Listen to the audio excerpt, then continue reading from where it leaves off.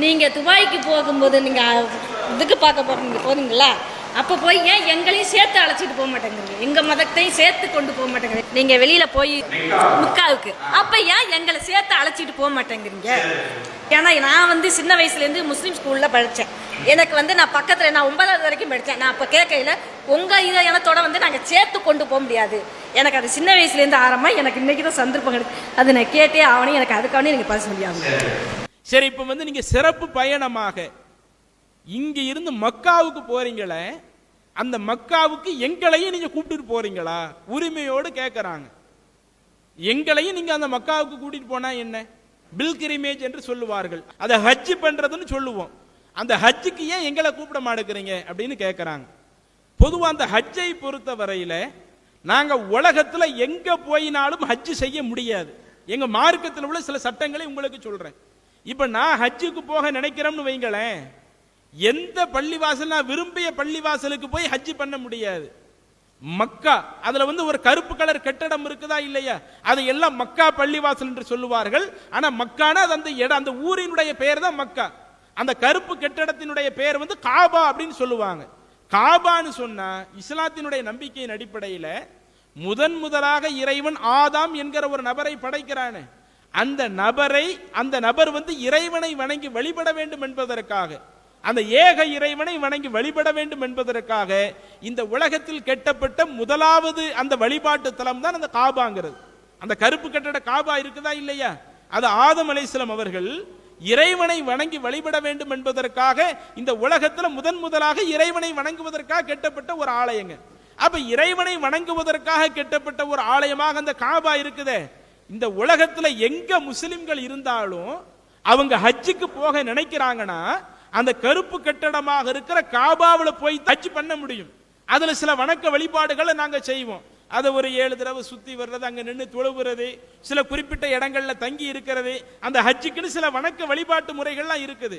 சரி, இப்ப இதுல அந்த காபா என்ற இடம் இருக்குதா இல்லையா, உலகத்தில் உள்ள மற்ற பகுதிகளுக்கும் அந்த காபாவிற்கும் சின்ன ஒரு வித்தியாசத்தை இறைவன் எங்களுக்கு சொல்லி கொடுக்கிறான்.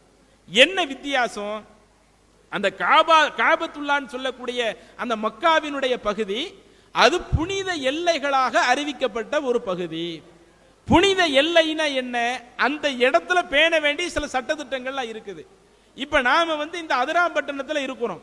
அதிராம்பட்டினத்துல செடி கொடியெல்லாம் வளருதுன்னு வைங்க, செடி கொடி நமக்கு தேவைன்னா செடி கொடியை வளர்ப்போம், தேவையில்லைன்னா அந்த செடி கொடியை உடைச்சு போடுவோம். ஆனா அந்த புனிதம் என்று சொல்லப்பட்ட அந்த இடத்துல அங்க இருக்கக்கூடிய புற்பூண்டுகளை வெட்டக்கூடாது அப்படின்னு சில தடைகள் இருக்குது எங்களுக்கு.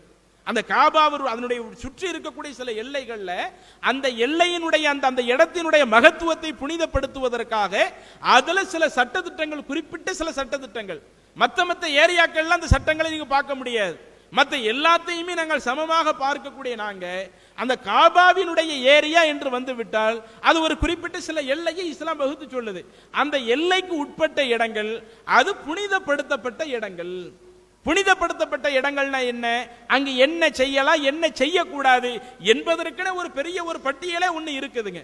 இப்ப மத்த வழிபாட்டு தலங்களுக்கு தாராளமாக உங்களை அனுமதிக்கும் பொழுது அங்க நாம அனுமதிச்சு அதுல என்ன ஒண்ணு ஆகும்னா, யார் அதனுடைய புனிதத்தை முறையாக ஏற்று நடக்கிறாங்களோ அவங்க தான் அந்த இடத்தினுடைய புனிதத்தை முறையா கொடுக்க முடியும்.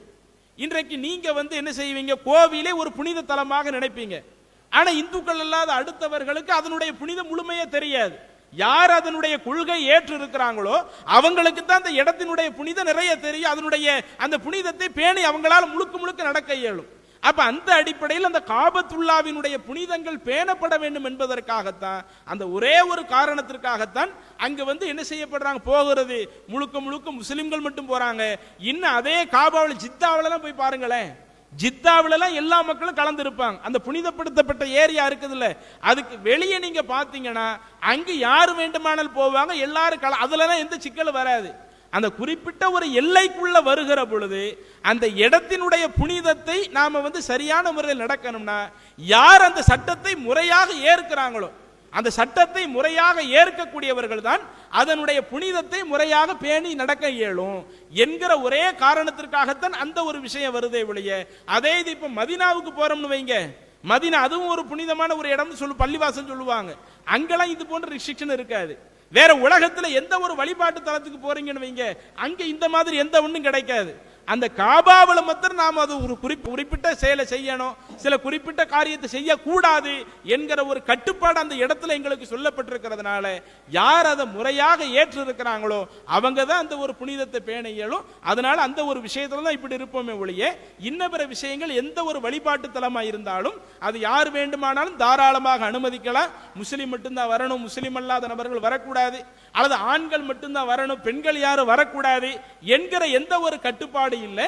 அந்த காபாவிற்கு மட்டும் அதனுடைய அந்த புனிதத்தை பேணி பாதுகாக்க வேண்டும் என்பதற்காக உள்ள ஒரு சட்டமாகத்தான் அந்த ஒரு விஷயம் இருக்குதே ஒழிய அதை தாண்டி மற்ற அனைத்துமே அனைவருமே ஒரே நிலையில தான் இஸ்லாமிய மார்க்கம் பார்க்குது. எனவே ஒரு பெண் என்ன செய்து கொள்ளலாம், தாராளமாக அவங்க இஸ்லாத்தை ஏற்காத ஒரு பெண்ணாக இருந்தாலும் ஒரு வழிபாட்டு தலத்துல நான் வந்து பார்க்க நினைக்கிறேன், உங்களுடைய வழிபாட்டு உரிமையை நான் பார்க்க விரும்புறேன், அல்லது வெள்ளிக்கிழமை சிறப்பு பயான் அங்க சொல்லப்படுது அதை கேட்க நினைக்கிறேன் அப்படின்னு ஒரு பெண் நினைக்கிறாங்கன்னா தாராளமாக அதற்கு இஸ்லாம் அனுமதி தான் கொடுக்கதை ஒழிய இல்ல அவங்க வரவே கூடாது என்று என்ன செய்யல, இஸ்லாமிய மார்க்கம் எங்களுக்கு எந்த ஒரு தடையும் சொல்லல. அடுத்த கேள்வி, டோக்கன் நம்பர் 3. அல்லாஹு அக்பர் அல்லாஹு அக்பர்.